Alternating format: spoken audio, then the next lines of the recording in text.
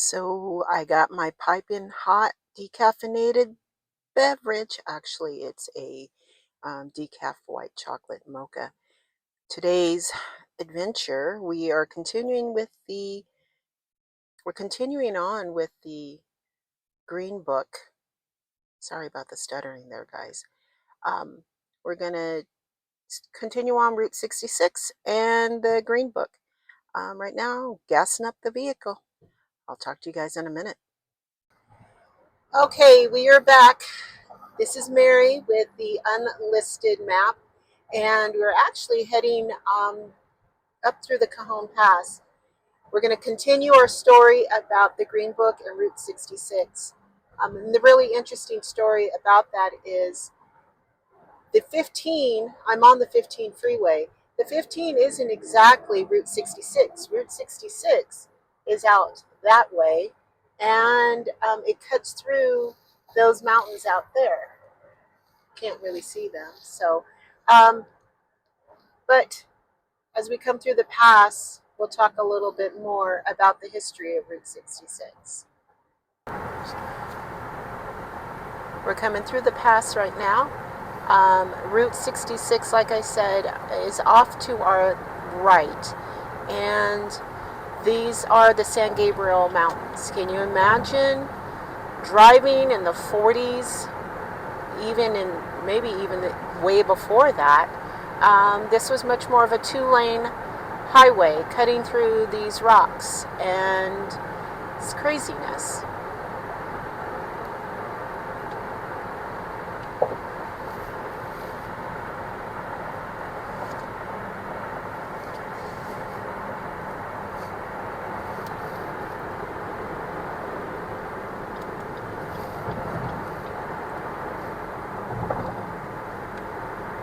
Pioneers were coming up from the valley, from the San Bernardino Valley up to the Victor Valley to do some homesteading. And there were actually they were slaves at the time, but since California was a free state, once they got into California or got up here, they were freed. So there were roughly 15 ex-slaves who came up to homestead here in the Victor Valley.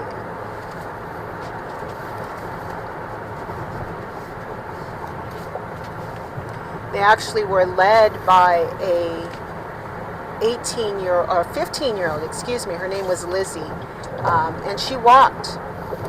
She actually had to walk from the south up north to Utah, and then over from Utah out this way.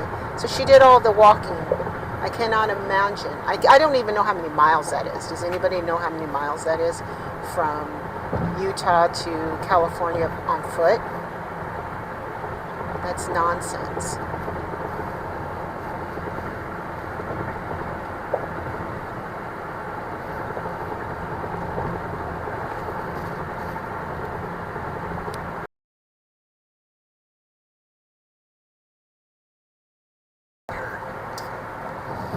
Can you guys see the train? It's actually out there. And past the sign. Coming up on Palmdale and Silverwood. Actually, you guys, I've traveled Cajon Pass, the 15, I don't know how many times. And there has such a rich history of the pass that I did not know anything about.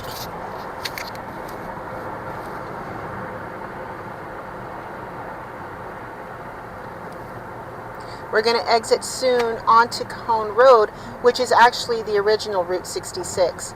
So where you saw what those mountain ranges or that rock formation, that's actually Mormon rocks. And that is where it converged, it split.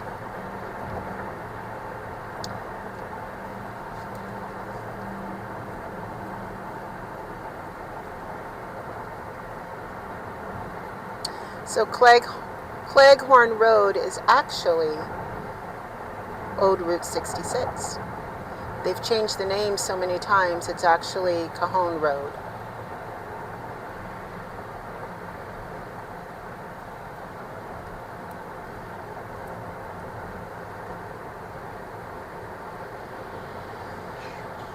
Beautiful day today. We've got a train. Lots and lots of trains move through here. Yes.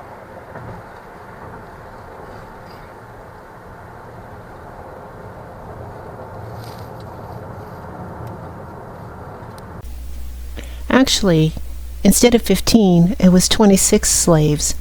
Lizzie was in fact one of the slaves or enslaved people that was brought from Utah to California in 1851. While she is often mentioned in the context of the migration, there's a slight clarification regarding the numbers.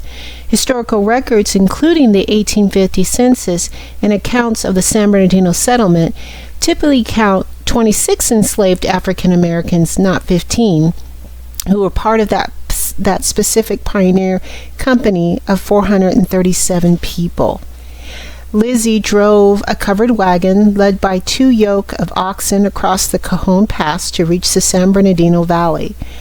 The Flake family, she was owned by Agnes Flake. Agnes's husband, James, had died shortly before the move, leaving Lizzie to help Agnes and her children navigate the journey. Although California was technically a free state, when they arrived, many Mormon settlers continued to hold their workers in a state of informal or illegal enslavement. Lizzie eventually gained her freedom and became a prominent figure in the early black community of San Bernardino. She married Charles Rowan, and their daughter Alice Rowan became the first black teacher to teach in an integrated classroom in California. Now, I did say 15 only because of some accounts that I had read, but there was 14 enslaved people, including Biddy Mason, whom Robert Smith attempted to take back to Texas in 1855 to avoid California's free state law. Lizzie played a role in this history as well. After Agnes Flake died, Lizzie remained in San Bernardino, while the legal battle surrounding Biddy Mason's group eventually helped clarify the freedom of all formerly enslaved. That used to be Blue Cut Creek, but as you can see, there is no water out here, but yet it is all green. There's also used to be a camp out here called the Okie's camp, as well as the Cajon de Negros. And those were our homesteaders coming, as we know the Okies were coming from Oklahoma, and there was a blockade. They were keeping them from coming into certain parts of Victorville, up into the high desert, I should say. And the same thing with Cajon de Negros. I don't know if you guys can hear the train behind me. That's so cool. But we are on Old Route 66, heading into San Bernardino Valley, and where we, just like the kicks, get your kicks on Route 66. It makes me think about how desolate this place was at night, and even cutting into these canyons. It is, I don't want to trip, but cutting into these canyons is, I just cannot imagine that. Trains are coming and going. And that's a long stretch.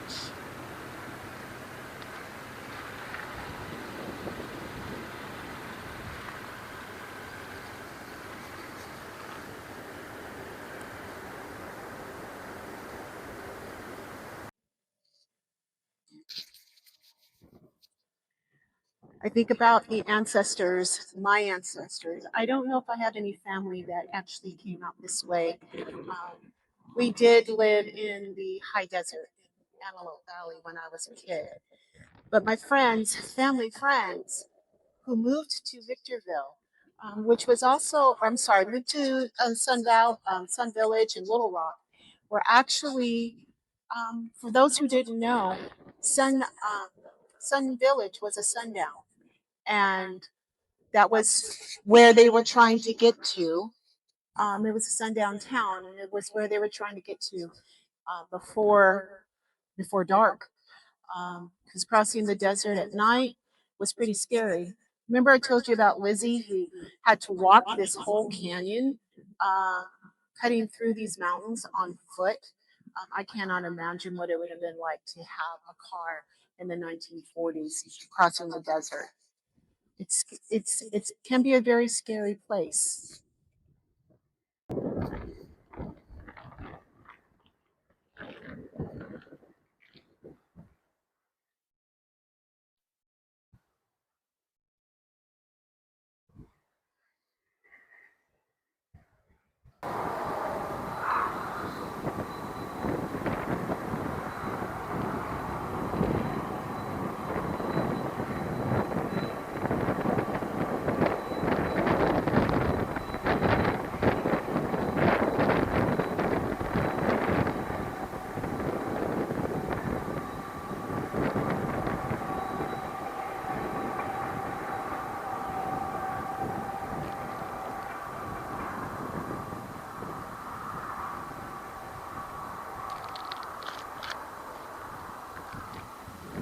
Sometimes the Cajon Pass can get snow and it is impassable.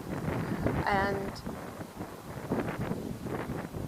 imagine getting stuck out here. I can't. I'm kind of glad that I grew up where I grew up when I grew up.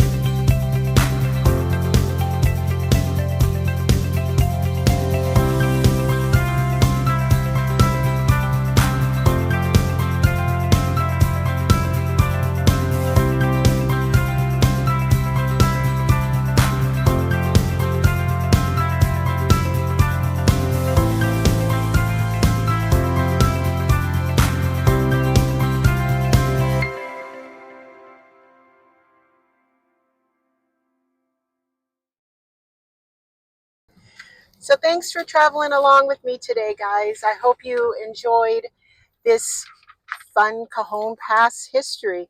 Um, Thanks for participating and riding along. This is Mary with the Unlisted Map. We'll see you soon.